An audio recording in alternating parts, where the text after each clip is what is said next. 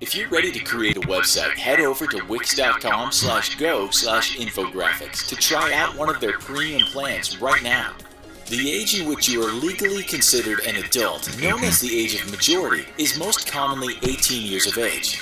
Yep. This is thought to be the legal threshold of adulthood when you are no longer considered a minor and are now part of the majority population. You now assume control over yourself, your actions, and your decisions, thus terminating the legal control and responsibilities of your until you're parent 21. But it doesn't mean that being for many 18 young folks qualifies on the your brink ass of to adulthood. drink. So who decided that least not 18 here. should be the age of adulthood anyway?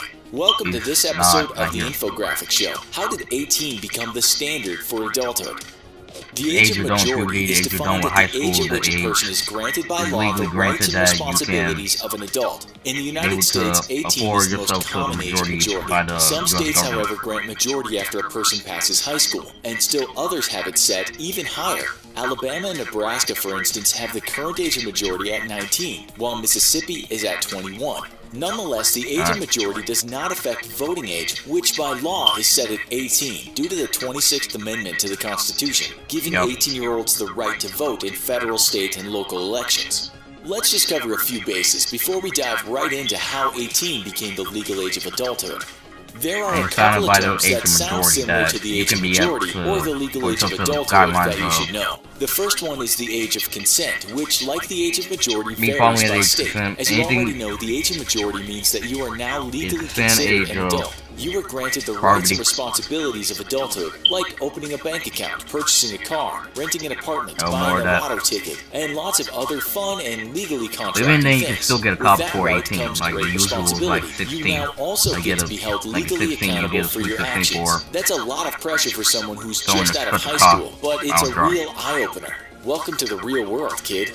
The age of consent refers to the legally defined age in which a person is no longer required to obtain consent from a parent or guardian to get married. It also refers to the age at which a person is considered to have the capacity to voluntarily agree to sex. With consent, of course. Though sexual intercourse with a person under the age of consent will likely lead to criminal charges of statutory rape or sexual assault. So make sure you always know how old the person you're about to get down with actually is.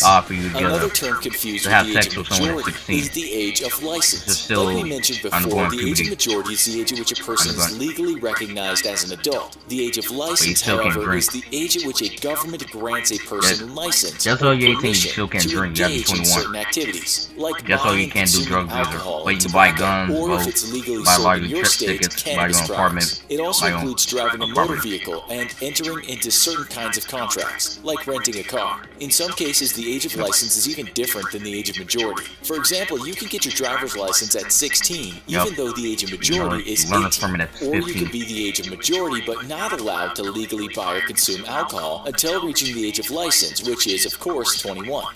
But what if you decide that you want to be on your own before you reach the age of 18? This would require a legal process called emancipation. This happens when a minor is legally emancipated by the court to automatically obtain the age of majority before their 18th birthday. They are no longer controlled by their parents or guardian, and likewise, the parents or guardian are freed of the responsibility toward the emancipated child. Most jurisdictions consider minors who marry to be automatically emancipated and have obtained the age of majority status. Alright, so now that we've covered those bases, let's get back to where all this started. For you to marry During World War as a II, minor. President Franklin D. Roosevelt lowered the minimum age for the military to draft to 18, even though the voting age had historically been 21. This outraged many, and a rally cry was born. Old enough to fight, old enough to vote became the slogan of the youth voting rights movement. In 1942, the slogan prompted Democratic Congressman Jennings Randolph from West Virginia to introduce federal legislation to lower the voting age to 18. It was Randolph's faith in America's youth that really drove this effort. He said, "They possess a great social conscience, are perplexed by the injustices in this world, and are anxious to rectify those ills." And in 1943, Georgia became the first state to lower its voting age to 18. Presidents Dwight D. Eisenhower and Lyndon B. Johnson both greatly supported Randolph's cause. Eisenhower was the first president to publicly voice his support for a constitutional amendment that would lower the voting age. In his 1954 State of the Union address, he said, For years, our citizens between the ages of 18 and 21 have, in times of peril, been summoned to fight for America. They should participate in the more political process that produces this fateful summons. In the late 1960s, with the U.S. involved in the long and costly Vietnam War, youth voting rights activists held marches and demonstrations, demanding the attention of lawmakers to the injustice and hypocrisy of drafting young men who were denied the right to vote. In 1969, 60 resolutions were introduced into Congress that would lower the voting age to 18, but none of those resolutions ever came to anything. In 1970, Congress passed a bill that extended and amended the Voting Rights Act of 1965, which outlawed discriminatory voting practices. The new bill contained a provision that lowered the voting age to 18 in federal, state, and local elections. President Richard M. Nixon signed the bill into law, though he issued a public statement declaring the provision to be unconstitutional. He said, "Although I strongly favor the 18-year-old vote, I believe, along with most of the nation's leading constitutional scholars, that Congress has no power to enact it by simple statute, but rather it requires a constitutional amendment."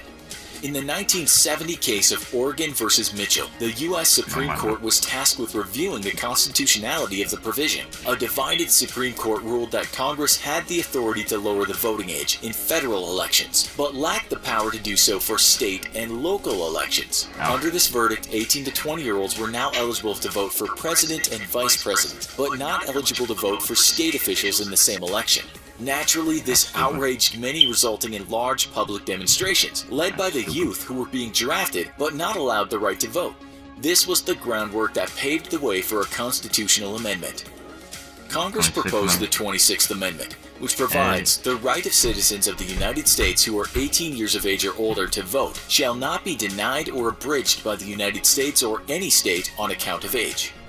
On March 10, 1971, the U.S. Senate voted unanimously in favor of the proposed amendment. After an overwhelmingly in favor House vote on March 23rd, the 26th Amendment went to the states for ratification. In less than 4 months, the necessary 3/4 of state legislature ratified the 26th Amendment, making it the shortest ratification period of any constitutional amendment. President Nixon signed it into law that July. At a White House ceremony attended by 500 newly eligible voters, Nixon said, "The reason I believe that your generation, the 11 million new voters, will do so much for America is that you will infuse into this nation some idealism, some courage, some stamina, and some high moral purpose that this country always needs." The Senate report accompanying the 26th Amendment states that it was proposed for 3 main reasons. First, younger citizens are fully mature enough to vote. Most people between the ages of 18 and 21 had finished high school and had received some sort of higher education.